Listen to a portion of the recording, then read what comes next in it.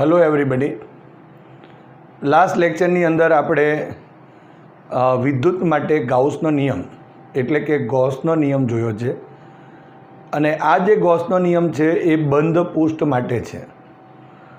આપણે જાણીએ છીએ વિદ્યુત ફ્લક્સની આપણે વ્યાખ્યા શરૂઆતમાં આપી એક પૃષ્ઠ માટે, પછી સમાન વિદ્યુત ક્ષેત્રમાં, ત્યારબાદ અસમાન વિદ્યુત ક્ષેત્રમાં, ત્યારબાદ બંધ પૃષ્ઠ માટેની પણ આપણે ચર્ચાઓ કરી। પણ બંધ પૃષ્ઠ માટે વિદ્યુતનો જે ગૌસનો નિયમ છે એ આપણે લાસ્ટ લેક્ચરમાં જોયું કે જેનું equation phi is equal to sigma q divided by epsilon 0 હતું। તો એના ઉપર જ આપણે આજે સૌપ્રથમ ચર્ચા કરીએ અને ત્યાર પછી આગળ કે આપણે જોયું કે જો બંધ પૃષ્ઠ હોય અને એનું જો ફ્લક્સ 0 થાય, આપણે નળાકારનું ઉદાહરણ લીધું અને એની અંદર જોયું કે ફ્લક્સનું મૂલ્ય 0 થાય, તો આપણે એક વસ્તુ પ્રૂવ કરીશું કે જો ફાઈ ઇઝ ઇક્વલ ટુ 0 એટલે કે જો ફ્લક્સ શૂન્ય હશે તો એનો મતલબ કે એ બંધ સપાટી, એ બંધ પૃષ્ઠ વડે ઘેરાતો કુલ વિદ્યુતભાર પણ શૂન્ય હશે। તો એની ચર્ચા પછી કરીએ તે પહેલાં આપણે ગાઉસનો જે નિયમ છે એના માટેના અમુક જે અગત્યના જે પોઈન્ટો છે તેની ચર્ચા સૌપ્રથમ કરીએ। તો અહીંયા લખીશું વિદ્યુત માટે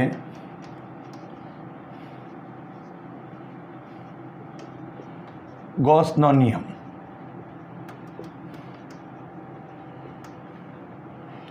જો આપણે ઇક્વેશન લખીએ તો અહીં લખીશું બંધ પૃષ્ઠ સાથે સંકળાયેલ કુલ વિદ્યુત ફ્લક્સ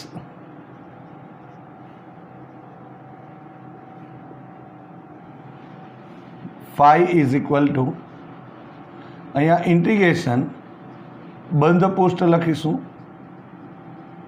અને અહીંયા E dot ds is equal to sigma q divided by epsilon 0।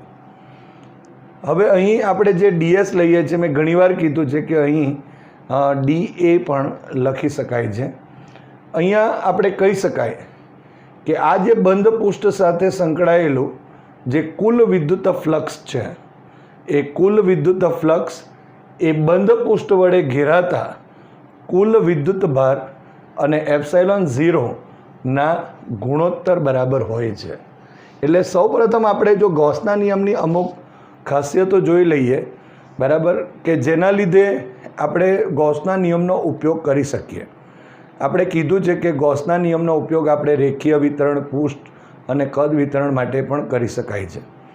તો અહીંયા સૌપ્રથમ આપણે એક વાત સમજી લઈએ કે અહીંયા જે આપણે પૃષ્ઠ લઈએ છીએ, જ્યાં ગૌસનો જે નિયમ છે અથવા તો એને આપણે ગાઉસ બી બોલીએ છીએ, એનો જે ઉપયોગ કરીએ એ જે સપાટી છે એ સપાટીને ગાઉસિયન પૃષ્ઠ કહેવામાં આવે, એને ગાઉસિયન પૃષ્ઠ કહેવાય।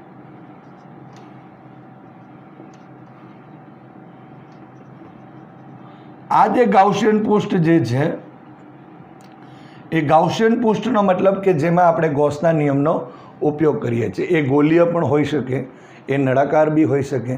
જે સપાટીનો આપણે ઉપયોગ કરીએ છીએ એને ગાઉસિયન પૃષ્ઠ કહેવાય, એક વાત। બીજી એક વાત, જો અહીંયા sigma q is equal two જો ધારો કે 0 હોય એટલે કે કોઈ બંધ પૃષ્ઠ હોય, બંધ સપાટી હોય અને એ બંધ સપાટીમાં જો ઘેરાતો કુલ વિદ્યુત ભાર જો શૂન્ય થઈ જાય તો આપણે એમ કહી શકાય કે ત્યાંનું જે ફ્લક્સ છે એ બંધ પૃષ્ઠ સાથે સંકળાતું જે કુલ ફ્લક્સ છે એ પણ શૂન્ય થશે, બરાબર। એના માટે જો આપણે વાતો કરીએ તો દાખલા તરીકે એક અહીંયા બંધ પૃષ્ઠ છે, અહીંયા ધારો કે એક વિદ્યુત ભાર પ્લસ ક્યુ છે, બીજો વિદ્યુત ભાર છે તે માઇનસ ક્યુ છે। તો આ બે વીજભાર તો આપેલા છે પણ બંનેના મૂલ્યો સરખા અને પરસ્પર વિરુદ્ધ પ્રકારના જે વીજભારો છે એટલે કે વિજાતીય છે। માટે પરિણામી જો કુલ વિદ્યુત ભાર છે તો એ લખી શકાય કે બંધ પૃષ્ઠ વડે ઘેરાતો કુલ વિદ્યુત ભાર જો સિગ્મા ક્યુ લખું તો is equal two plus Q minus Q is equal to અહીં 0 થશે. અને ત્યારે આ જે બંધ પૃષ્ઠ હોય, આ પૃષ્ઠ જે છે ધારો કે બંધ પૃષ્ઠ હોય તો એ બંધ પૃષ્ઠ સાથે સંકળાયેલું જે કુલ વિદ્યુત ફ્લક્સ છે એ પણ અહીં શૂન્ય થશે. આ એક વાત થઈ. હજુ એક બીજી પણ વાત આપણે અહીં કરી શકીએ. ધારો કે આપણે અહીં વિદ્યુત ભારો લઈ લઈએ Q1, આટલે લઉં છું Q2, અહીંયા Q3, આટલે Q4 અને અહીંયા Q5 છે. તો ગાઉસનો નિયમનો જ્યારે ઉપયોગ કરીએ ત્યારે આપણે જાણીએ છીએ કે બંધ જે પૃષ્ઠ હોય એમાં ઘેરાતો જ વિદ્યુતભાર આપણે સિગ્મા ક્યુ લેવાનો છે. અહીંયા ધારો કે કોઈ એક બંધ પૃષ્ઠ આ રીતે છે અને આ જે બંધ પૃષ્ઠ છે, ફરી એકવાર બોલું છું, બંધ પૃષ્ઠમાં અંદર ઘેરાયેલો જે વિદ્યુતભાર છે એ અહીંયા Q1, Q2 અને Q3 છે. તો અહીંયા જો આપણે લખવું હોય તો અહીંયા લખી શકાય કે કુલ વિદ્યુત ભાર જો લખીએ તો કુલ વિદ્યુત ભાર જે બંધ પૃષ્ઠમાં ઘેરાતો છે તે, તો અહીંયા સિગ્મા ક્યુ લખીએ તો એ અહીંયા Q1 plus Q2 plus Q3 થશે. હવે ધારો કે જો આની સંજ્ઞા જો માઇનસ હોય તો અહીંયા માઇનસ લખી શકાય, આટલે માઇનસ હોય તો અહીંયા માઇનસ લખાશે, અહીંયા પ્લસ છે તો અહીંયા બંનેમાં પ્લસ લખાશે. અત્યારે અહીંયા બધા જ પ્લસ છે માટે આપણે બધા પ્લસ લખીશું. કહેવાનો ઇન્ટેન્સ શું છે કે આ બેઝિક સરવાળો છે. એટલે હવે આ જે Q4 અને Q5 છે તો અહીંયા બનેલું તંત્ર કેટલા વીજભારનું છે તો 5. Q1, Q2, Q3, Q4 અને Q5 થી બનેલું તંત્ર છે. એનો મતલબ કે અહીંયા જે ક્ષેત્ર ઉત્પન્ન થશે, આ વિદ્યુત ક્ષેત્ર, એ આ 5 વીજભારને લીધે ઉત્પન્ન થાય છે. પરંતુ કોઈ બંધ પૃષ્ઠ વડે ઘેરાતો વિદ્યુતભાર કહીએ તો તે માત્ર ને માત્ર સિગ્મા ક્યુ અને અહીંયા Q1 plus Q2 plus Q3 લખી શકાય છે. તો આ રીતે આપણે અહીં જે વિદ્યુત માટેના જે ગૌસનો નિયમ છે એના પર જે આધારિત અમુક એની બાબતો છે, એના નિષ્કર્ષો છે, તેની આપણે ચર્ચા કરી. મહત્ત્વની બાબત એક જ છે કે અહીંયા સિગ્મા ક્યુ કેટલો આપેલો છે અને ડિવાઇડેડ બાય એપ્સિલોન 0 કરશો તો ટોટલ ફ્લક્સ મળશે. કોઈક વાર ફ્લક્સ 0 થવા માટે જવાબદાર આપણે અહીં E.ds પણ જાણીએ છીએ તો એ પણ હશે. બરાબર. તો આખું જે સેન્ટન્સ છે તે લખવાનું છે. બીજી એક વાત, અહીંયા બંધ પૃષ્ઠ લખવું ફરજિયાત છે કારણ કે આપણે જે ગૌસનો નિયમ છે એ બંધ પૃષ્ઠ માટે વાપરી રહ્યા છે. એટલે ખાસ કાળજી રાખવી પડશે. આ રીતે તમારે વ્યવસ્થિત લખવું પડશે. જે આપણા પાસે ગાઉસના નિયમનો ઉપયોગ જે પૃષ્ઠ ઉપર, જે સપાટી ઉપર આપણે કરીએ છીએ એ જે સપાટી છે એને આપણે ગાઉસિયન પૃષ્ઠ કહીએ છીએ. અને સાથે સાથે આપણે કહી શકાય એ નળાકાર બી હોઈ શકે, એ ગોલીય સપાટી પણ હોઈ શકે. અને જો સમમિતિ ધરાવતા જો પૃષ્ઠ હશે, સમતલ હશે, તો એના ઉપર આપણે ગાઉસનો નિયમ ઇઝીલી લગાવી શકીએ. બીજી એક વાત, લાસ્ટ ટાઈમ જ્યારે ગાઉસની થિયરી આપણે સાબિત કરી, સિગ્મા ક્યુ બાય એપ્સાઇલોન 0 મેળવ્યું ત્યારે જોયું કે સિગ્મા ક્યુ એટલે શું? ખાલી ઘેરાતો વિદ્યુતભાર. એ પૃષ્ઠની અંદર બંધ પૃષ્ઠમાં ક્યાં છે એ જરૂરી નથી. બરાબર. એટલે કારણ કે એ ત્રિજ્યા પર આધારિત નથી. એટલે અહીંયા જો એક બીજું નિષ્કર્ષ જો નીકળી શકે તો એમ કહી શકાય કે કોઈ પણ જે બંધ પૃષ્ઠ છે એનો કોઈ આકાર કે એનું પરિમાણ છે એના પર એ ડિપેન્ડ થતું નથી, પણ એ વીજભારો જે છે એ કેટલા એ બંધ પૃષ્ઠમાં ઘેરાયેલા છે એના પર જ આધાર રાખે. અને તે જ પ્રમાણે આપણે આ સમીકરણ પરથી જે ફાઈ છે તે શોધી શકાય, એના ઉપરથી આપણે વિદ્યુત ક્ષેત્ર પણ શોધી શકાય. તો આ રીતે આપણે ગાઉસ જો છે એના અથવા તો ગૌસનો નિયમ છે એનો ઉપયોગ કરી શકાય. તો આ બધા જે નિષ્કર્ષો છે એનો ઉપયોગ કરીએ. હવે આપણે શું જોઈએ કે આપણે જે બંધ પૃષ્ઠ છે એમાં જો આપણે એમ કહીએ કે એનું જે ફ્લક્સ છે એ જો 0 થઈ જાય, બરાબર, એનું ફ્લક્સ જો 0 થઈ જાય તો એની અંદરનો કુલ વિદ્યુતભાર પણ શૂન્ય થશે. અહીંયા આપણે શું ઊંધું લીધું છે? ધારો કે અહીંયા ડાયપોલ મેં મૂકી દીધી તો ડાયપોલનો મતલબ શું થશે? એક પ્લસ અને બીજો માઇનસ, બેનું ટોટલ કેટલું થયું? તો 0 થયું. એટલે અહીંયા વીજભાર 0 છે અને એના લીધે ફ્લક્સ કેટલો થાય છે? અહીંયા 0 થાય છે. તો આ બાબત અહીંયા આપણે કાળજીમાં લઈશું. તો હવે આપણે જોઈએ કે જો ફ્લક્સ શૂન્ય હોય તો એ બંધ પૃષ્ઠ વડે ઘેરાતો જે કુલ વિદ્યુત ભાર પણ શૂન્ય હોય એ થિયરી આપણે જોઈએ છે. હવે કોઈ પણ જે બંધ પૃષ્ઠ છે એની સાથે સંકળાયેલું જો કુલ વિદ્યુત ફ્લક્સ જો શૂન્ય હોય તો તેમાં ઘેરાતો કુલ વિદ્યુત ભાર પણ શૂન્ય થાય એ આપણે અહીં સમજાવીશું. પણ આ સમજાવીએ તેના માટે આપણે નળાકાર જે પૃષ્ઠ છે તેના માટે આપણે વાતો કરીશું. નળાકારના જો સમાન વિદ્યુત ક્ષેત્રમાં કોઈ નળાકારને મૂકવામાં આવે તો એના લીધે કેટલું ફ્લક્સ હોય તે જોઈએ. પહેલાં તો શૂન્ય ફ્લક્સ છે એવું આપણે સાબિત કરવું પડશે અને ત્યાર પછી સિગ્મા ક્યુ =0 છે એવું આપણે સમજાવવું પડશે, જેના માટે આપણે ગાઉસના નિયમનો ઉપયોગ કરીશું. તો સૌપ્રથમ આકૃતિ દ્વારા સમજીએ. તો અહીંયા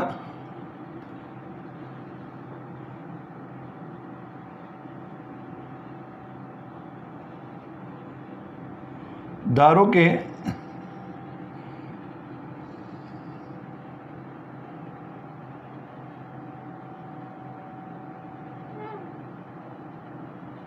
આ એક નળાકાર છે.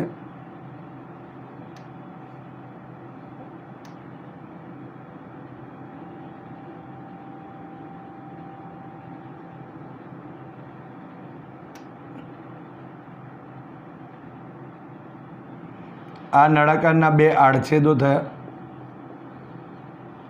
આ રીતે, અને આ ત્રીજું જે સપાટી છે એ પણ એની આ વક્ર સપાટી કહેવાશે. એટલે અહીંયા આપણે જાણીએ છીએ કે નળાકારની જે 3 સપાટી છે, બે અહીંયા આડછેદ છે અને આ જે છે તે વક્ર સપાટી છે.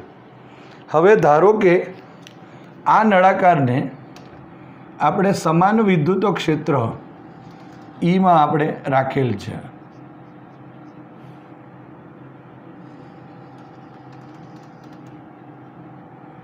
તો આ રીતે આપણે અહીં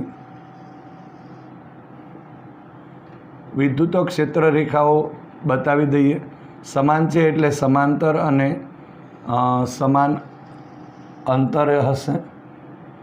આ સમાંતર આપણે દોરીએ છીએ અને સમાન અંતરે દોરીએ તો આ વિદ્યુત ક્ષેત્ર થયો. હવે એની અંદર આ જે આપણા પાસે ક્ષેત્ર રેખાઓ જે છે તે આ રીતે અંદર દાખલ થતી છે અને અહીંથી બહાર નીકળતી છે. આ અંદરના ભાગમાં આપણે ડોટ ડોટ લખી શકાય આ રીતે, કારણ કે અંદરના ભાગમાંથી પસાર થાય છે.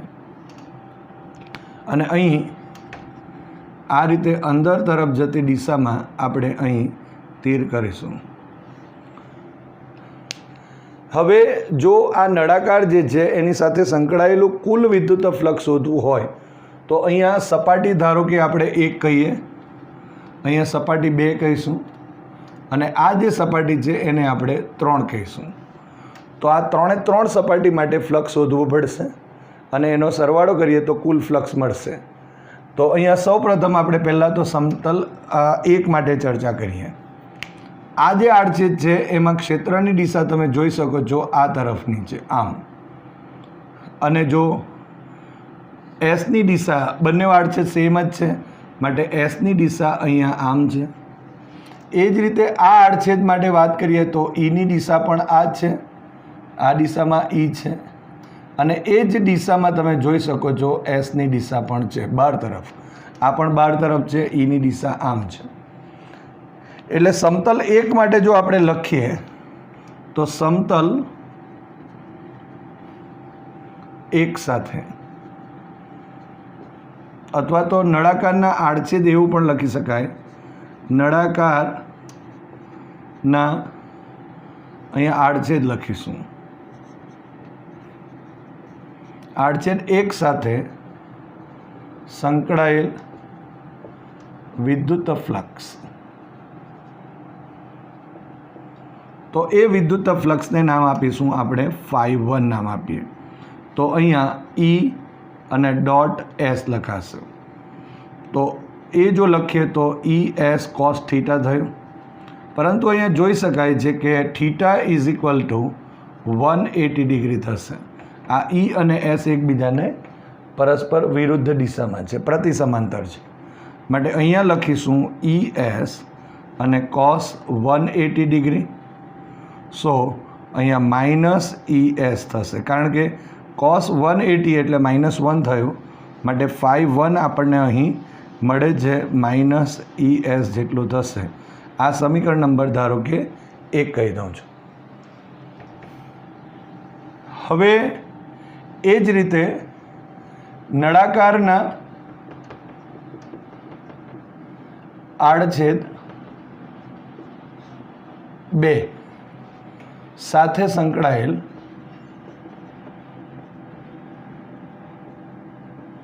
વિદ્યુત ફ્લક્સ.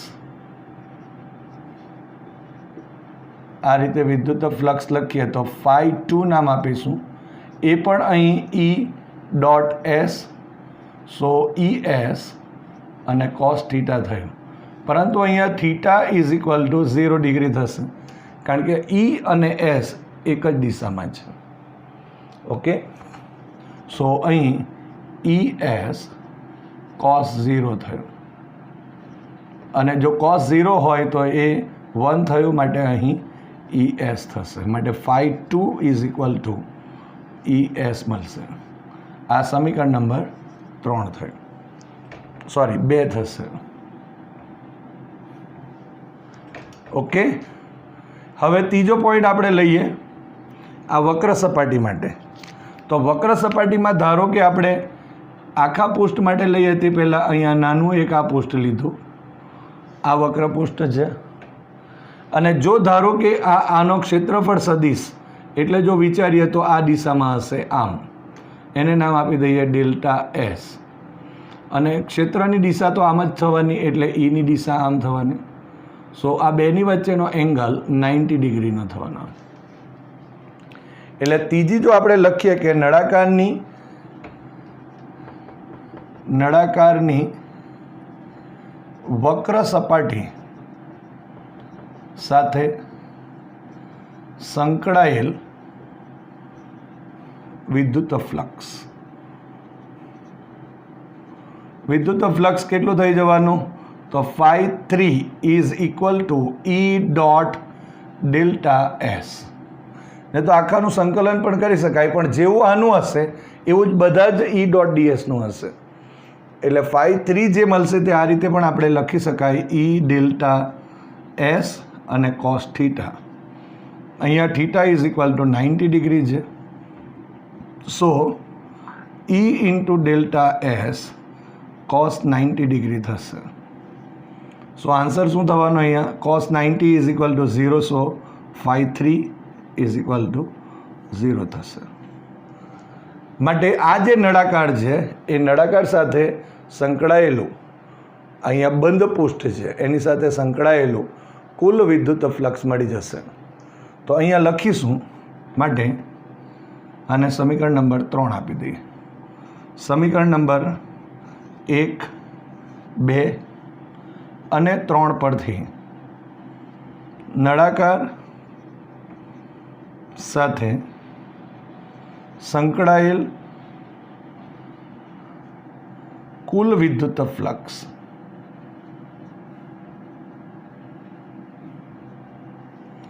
તો અહીંયા લખીશું phi is equal two phi 1 plus phi 2 plus phi 3. So is equal to અહીંયા માઇનસ ES આપેલું છે આ, પછી phi 2 એટલે પ્લસ ES થશે અને અહીંયા પ્લસ 0 થશે. So answer is phi is equal to 0. હવે તમે જોઈ શકો છો કે કોઈ બંધ પૃષ્ઠ સાથે સંકળાયેલું કુલ વિદ્યુત ફ્લક્સ 0 છે. એનો અર્થ શું થયો કે અહીંયા જો ગાઉસનો નિયમ લખી દઉં, આપણે સાબિત શું કરવાનું છે કે તેમાં ઘેરાતો કુલ વિદ્યુત ભાર 0 થાય. એટલે અહીંયા જો આપણે લખીએ તો ગૌસના નિયમ મુજબ લખું છું. તો ગૌસના નિયમ મુજબ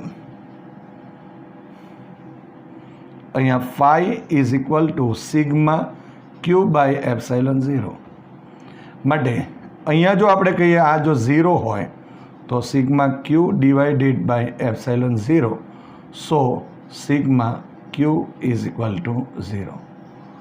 તો અહીંયા તમે જોઈ શકો છો છેલ્લે કે જો ફાઈ ઇઝ ઇક્વલ ટુ 0 છે એનો મતલબ એમ થયો કે sigma q is equal to 0.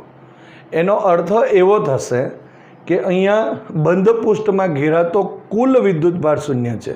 એનો અર્થ એવો નથી કે વીજભાર હોય જ નહીં. વીજભાર તો હોય પણ કદાચ સરવાળો કરીએ, પ્લસ માઇનસ કરીએ, આગળની થિયરીમાં આપણે જોયું કે પ્લસ ક્યુ અને માઇનસ ક્યુ તો પણ 0 થયો, એટલે એના લીધે પણ ફ્લક્સ શૂન્ય થઈ શકે છે. તો એ બાબત અહીં દર્શાવે છે જે આપણે પ્રૂવ કરવાનું હતું. તો આ રીતે આપણે અહીં આ જે વિધાન છે એને સમજાવી શકાય. હવે આપણે વિદ્યુત ફ્લક્સ ઉપર આધારિત અમુક દાખલાઓની ચર્ચાઓ કરીએ. સૌપ્રથમ સ્વાધ્યાયનો 1.15 દાખલો જુઓ. એક સમાન વિદ્યુત ક્ષેત્ર E સદિશ લેવાનું છે. બોલ્ડ અક્ષરમાં લખેલું હોય તો પણ એ સદિશ કહેવાય. E is equal to 3 × 10³ I caret newton પર કુલમનો વિચાર કરો. ક્વેશ્ચન એ, YZ સમતલને સમાંતરે જેનું સમતલ હોય તેવા 10 સેન્ટીમીટરની બાજુવાળા ચોરસમાંથી આ ક્ષેત્રનું ફ્લક્સ કેટલું હશે? હવે આ જે ક્વેશ્ચન છે એની અંદર બે વાત સમજી લો કે જે વિદ્યુત ક્ષેત્ર છે એ I કેરેટ લખેલું છે, એનો મતલબ એમ થયો કે એક્સ અક્ષની દિશામાં છે અને સમાન વિદ્યુત ક્ષેત્ર ધરાવે છે. હવે બી ક્વેશ્ચન છે, એમાં જો વિદ્યુત ક્ષેત્ર જ ચોરસના સમતલને દોરેલો લંબ, એટલે કે વિદ્યુત ક્ષેત્ર એ જ હોય અને એ જે વિદ્યુત ક્ષેત્ર છે એમાં ચોરસના સમતલને દોરેલો લંબ, એટલે એનો મતલબ એમ થયો કે એ ક્ષેત્રફળ સદિશની દિશા થશે. એક્સ અક્ષ સાથે જો 60 ડિગ્રીનો કોણ બનાવે તો તેમાંથી ફ્લક્સ કેટલું થશે? એટલે એમાંથી પસાર થતું જે ફ્લક્સ છે એ કેટલું એવું આપણે શોધવાનું છે. એટલે અહીંયા બે ક્વેશ્ચન છે. તો સૌપ્રથમ આપણે આપેલ જે વિગત છે તેને આપણે નોંધી લઈએ અને ત્યાર પછી અહીંયા બંને ક્વેશ્ચનો જોઈએ. પહેલી એક વાત સમજી લો કે અહીંયા ચોરસ આપેલું છે, એનો મતલબ એમ થયો કે જે પૃષ્ઠ છે, જે સમતલ જે છે બરાબર, એના માટે પહેલાં ક્ષેત્રફળ શોધવું પડશે. અને આપણે જાણીએ છીએ ચોરસનું ક્ષેત્રફળ એટલે L² લખાશે. 10 સેન્ટીમીટર બાજુ આપેલી છે એટલે L² શોધી દઈએ અને ત્યાર પછી એટલે કે એ શોધીશું અથવા તો એનો S એટલે કે ક્ષેત્રફળ શોધી દઈએ અને ત્યાર પછી એનું વિદ્યુત ફ્લક્સ E.S પ્રમાણે લઈએ. અહીંયા કન્ડિશન કેવી છે તે પણ જોઈએ. તો સ્વાધ્યાયનો 1.15 દાખલો. પહેલાં તો આપણને જે E આપેલું છે એ E ઇઝ ઇક્વલ ટુ 3 × 10³ અને I કેરેટ ન્યૂટન પર કુલમ આપેલ છે. 3 × 10³ ન્યૂટન પર કુલમ આપેલ છે. ત્યાર પછી L આપેલું છે, બાજુની લંબાઈ 10 સેન્ટીમીટર આપેલ છે. એટલે અહીંયા જો આપણે લખીએ તો 10 × 10⁻² મીટર, સો અહીંયા 1 કહેવાય માટે 10⁻1 મીટર કહેવાશે. આ L થયું. માટે જે ચોરસ છે એ ચોરસનું ક્ષેત્રફળ આપણે એવું લખીશું. તો એના માટે S is equal two L² એ પણ લખી શકાય.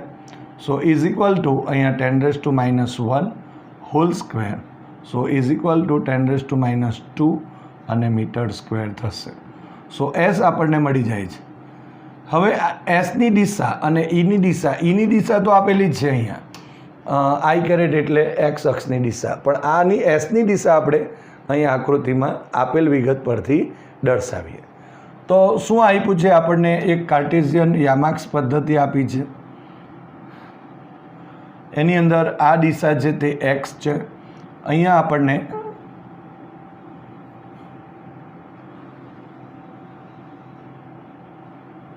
વાય અક્ષની દિશા આપેલી છે આ રીતે, અને અહીંયા ઝેડ અક્ષની દિશા છે. હવે અહીં જે ચોરસ આપેલ છે, ધારો કે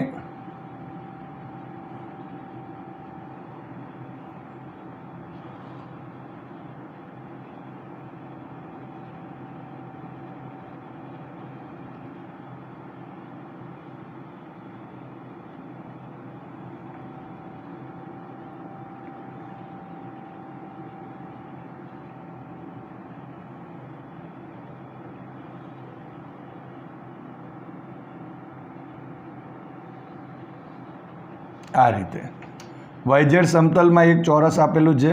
આની જે લંબાઈ છે તે 10 સેન્ટીમીટરની છે, જે આપણે એલ લખ્યું છે અહીંયા. એટલે આ એક સમતલ આપેલો છે આપણને અહીંયા આ રીતે, આમ સમતલ એક આપેલી છે. હવે અહીંયા જો વિદ્યુત ક્ષેત્રની દિશા બતાવું આ રીતે, તો અહીંયા ઈની દિશા પણ આ જ થવાની, અને અહીંયા જે એસની દિશા છે એ પણ આ તરફની થશે આ રીતે. અહીંયા ઈની દિશા પણ એ જ અને એસની દિશા પણ એ જ થશે.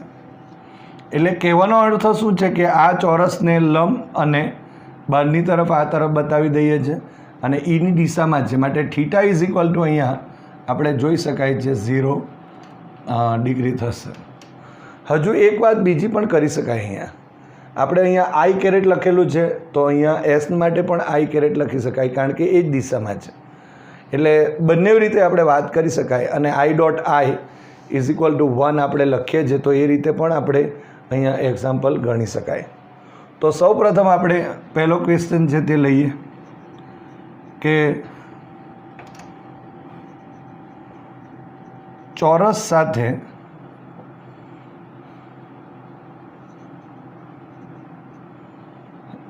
સંકળાયેલ વિદ્યુત ફ્લક્સ.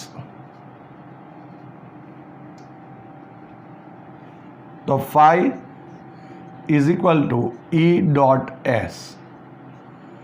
હવે અહીં ઈ એસ અને કોસ થીટા, જ્યાં થીટા ઇઝ ઇક્વલ ટુ આપણને અહીં 0 છે મળે. So E S cos 0, cos 0 is equal to 1, so phi is equal to ES થશે. એટલે અહીં મેક્સિમમ આપણને ફ્લક્સ મળવાનું. હવે આ જે કન્ડિશન છે મેક્સિમમ, એટલે ઈની કિંમત આપેલી છે અહીંયા જોઈ શકાય છે 3 × 10⁻³ બરાબર, અને એસની કિંમત અહીંયા 10⁻² મીટર સ્ક્વેર જેટલી છે. બંને કિંમત આપણે લખી દઈએ. માટે phi is equal to 3 × 10⁻³ અને into 10⁻² થશે. આ 3 છે, -2 એટલે 1 રહ્યું, માટે phi is equal to 3 0 થઈ જશે. 10⁻1 એટલે અહીંયા 30, 3 × 10, અને એનો એકમ અહીંયા ન્યૂટન મીટર સ્ક્વેર પર અહીંયા કુલમ થશે. અહીંયા વિદ્યુત ક્ષેત્ર માટે અને આ મીટર સ્ક્વેર, અથવા તો આપણે એના માટે વોલ્ટ ઇન્ટુ મીટર પણ લખીએ છીએ. તો આ રીતે આપણે અહીં આ ફ્લક્સ મળશે ક્વેશ્ચન નંબર એ માટે. હવે ક્વેશ્ચન બીમાં શું આપેલ છે કે જે સમતલ છે એટલે ચોરસ છે, તો એ જે ચોરસને જે લંબ છે એ ચોરસનો લંબ એક્સ અક્ષ સાથે અહીં 60 ડિગ્રીનો કોણ બનાવે છે. એટલે જો ધારો કે આકૃતિ આપણે બતાવવી હોય તો આ રીતે આકૃતિ બતાવી શકાય. અહીંયા જો ધારો કે ચોરસ બતાવી દઉં,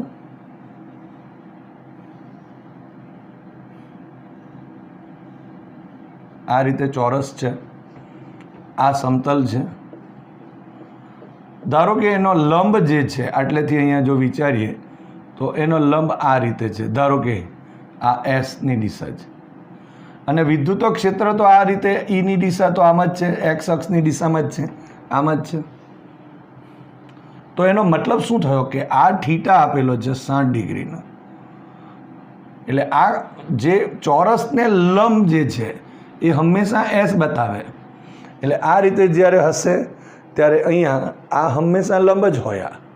જો આપણે આમ વિચારીએ તો આ જે આ દેખાશે એ ક્ષેત્રફળ સદિશ જ લંબ જ છે, પણ એ વિદ્યુત ક્ષેત્ર સાથે એ લંબ એ આ 60નો ખૂણો બનાવે છે, આપણને આપેલ છે.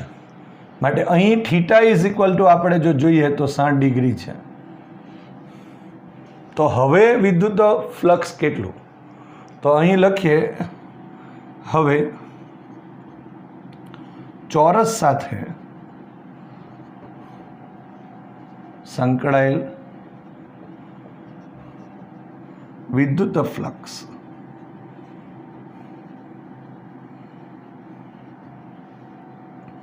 ફાઈ ડેશ નામ આપી દઉં છું. સો ઈ તો તેનો તે જ થશે અને ડોટ એસ એ પણ એનું એ જ થવાનું, કારણ કે ચોરસ તેનો તે જ છે. હવે ઈ એસ અને કોસ થીટા, જ્યાં theta is equal two 60 degree છે. થીટા એટલે ઈ અને એસ વચ્ચેનો ખૂણો કહેવાય, બરાબર. સો અહીંયા ઈ એસ, ઈની કિંમત લખી દો તો ઈ માટે 3 × 10⁻³ લખાશે, એસ માટે 10⁻² લખાશે, ઓકે, અને ઇન્ટુ અહીંયા કોસ 60 ડિગ્રી.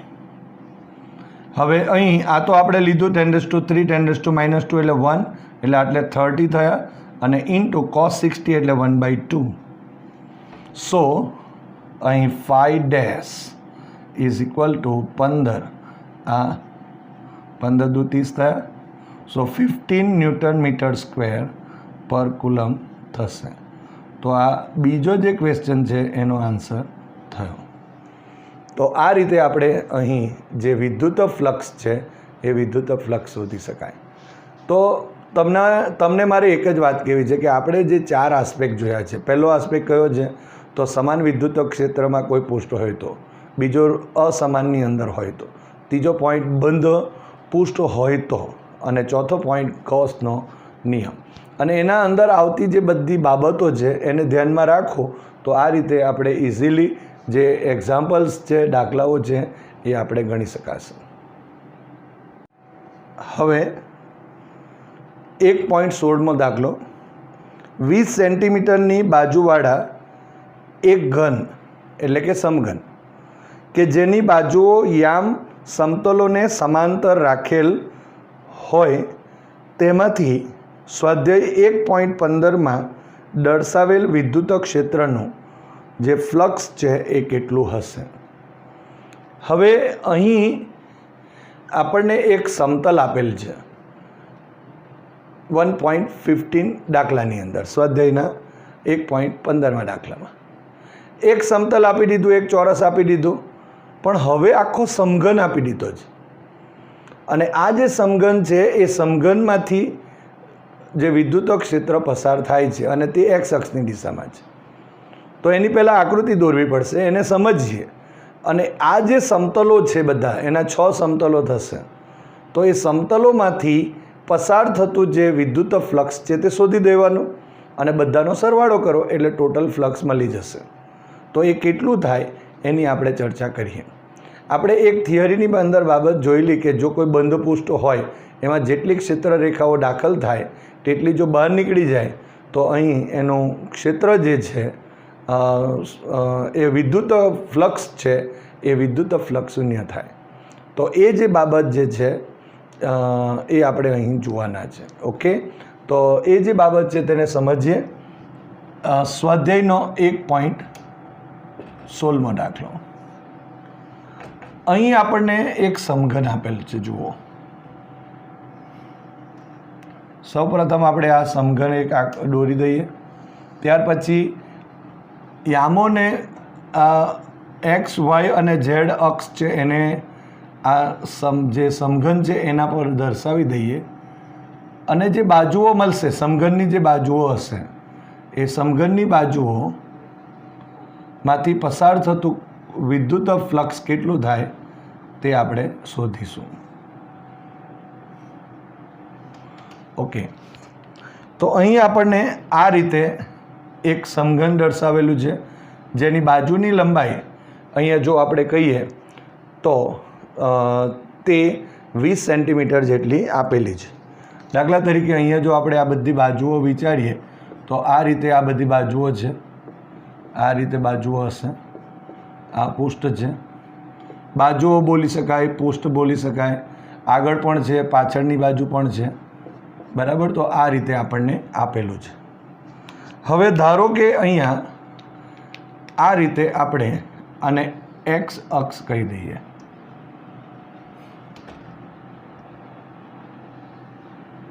અને ઝેડ અક્ષ કહી દીધું,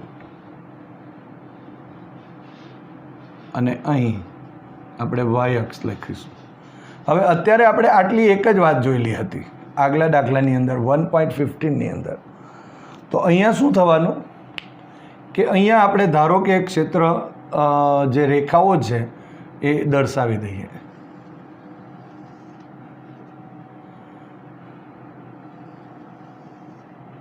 આ રીતે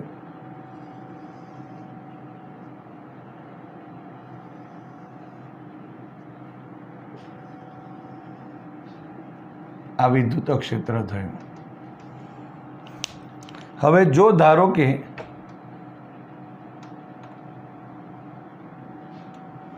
આમાંથી આ રીતે પાસ થાય છે અને અહીંયા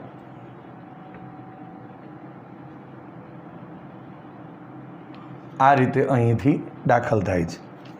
એકચ્યુઅલી તો આપણે જોવા જઈએ તો આનો જવાબ આપણને અત્યારે જે થિયરી પરથી ડાયરેક્ટ પણ લખી શકાય, બરાબર. પરંતુ જ્યારે સૈદ્ધાંતિક રીતે લખવાની વાત આવે ત્યારે વ્યવસ્થિત બતાવવું પડશે, બરાબર.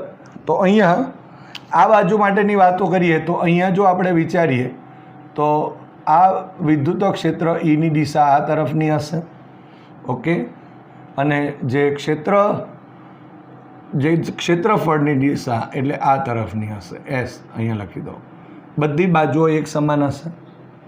અહીંયાની વાત કરીએ તો વિદ્યુત ક્ષેત્રની દિશા આ તરફની હશે આમ, અને આની એસની દિશા પણ એ તરફની જ હશે. આ સમતલ છે તેને નામ આપી દો 1, એટલે ધારો કે 2 નામ આપી દો, બરાબર. પછી 3, 4, 5, 6 એ રીતે લખી શકાય. હવે અહીંયા જો આપણે કહીએ તો આનો ક્ષેત્રફળ સદિશ બહારની તરફ એટલે આમ આવશે, અને વિદ્યુત ક્ષેત્ર તો આ તરફનું જ આવશે ઈ, માટે અહીંયા 90 ડિગ્રી થશે. અહીંયા જો આપણે કહીએ તો theta is equal two 180 degree થયા, અને અહીંયા જોઈએ તો theta is equal to 0 degree થયા. તો આ રીતે આપણે બધા જ શોધી શકાય. પણ તમે જોઈ શકો છો કે આ જે સમતલ છે નીચેનું એના માટે બી 90 થશે, આ ઉપરનું છે એના માટે પણ 90 જ થશે. અહીંયા જો આપણે વિચારીએ તો આનું એસની દિશા આમ થશે અને ઈની દિશા આમ થશે, તો અહીંયા આ પણ 90 ડિગ્રી થશે. એટલે અહીંયા જ્યાં 90 ડિગ્રી આવે છે ત્યાં આપણે ફ્લક્સ જાણીએ છીએ કે 0 થઈ જાય છે. અને બીજી એક વાત કે ક્ષેત્ર રેખાઓ આ પૃષ્ઠમાંથી પસાર જ નથી થતી.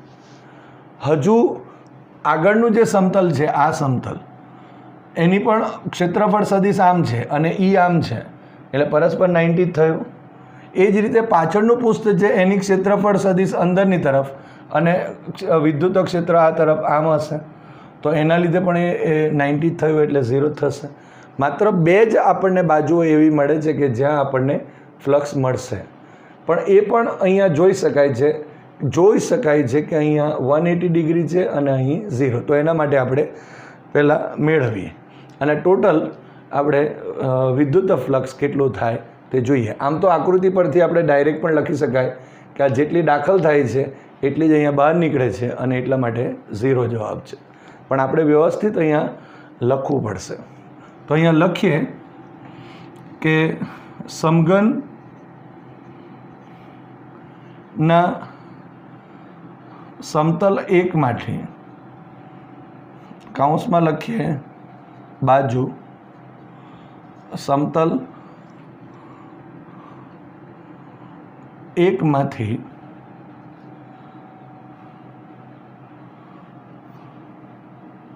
પસાર થતી ક્ષેત્ર રેખાઓની સંખ્યા અથવા તો એક સાથે સંકળાયેલ વિદ્યુત ફ્લક્સ આપણે φ1 નામ આપીશું is equal to E dot S. So ES અને કોસ અહીંયા થીટા અને ES cos theta is equal to અહીં 180 ડિગ્રી છે માટે 180 ડિગ્રી લખી દઈએ. So answer is minus ES થશે. So φ1 is equal to minus ES થયો, 1 મળે છે. હવે સમઘનની બાજુ 2 સાથે,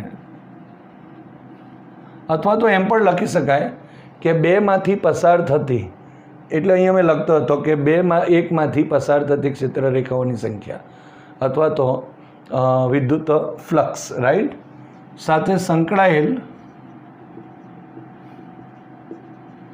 વિદ્યુત ફ્લક્સ.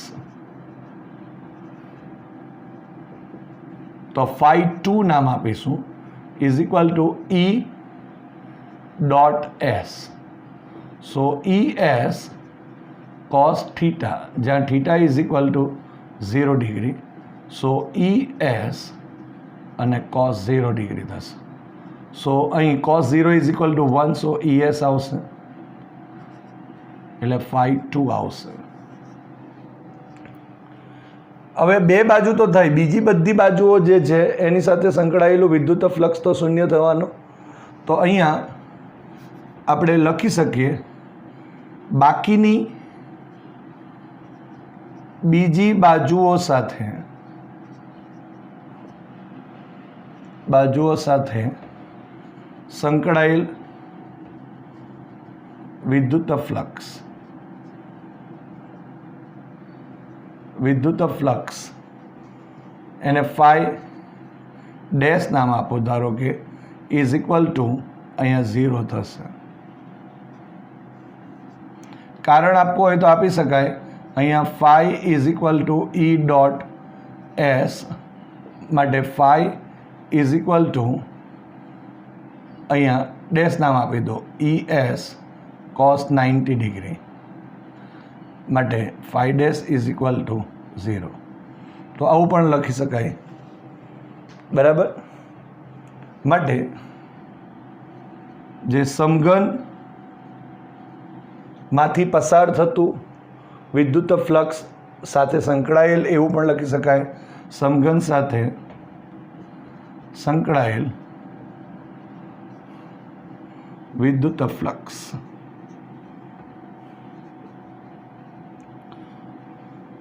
તો phi is equal to φ1 plus φ2 અને પ્લસ ફાઈ ડેશ બી લખી દઈએ.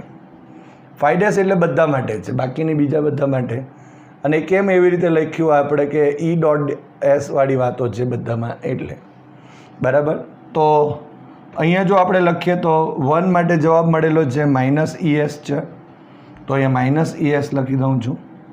અહીંયા પ્લસ ES મળે છે અને અહીંયા પ્લસ 0. સો અહીંયા ફાઈ, અહીંયા સંકળાયેલ કુલ લખી દઈએ, કુલ વિદ્યુત flux phi is equal to 0 થશે.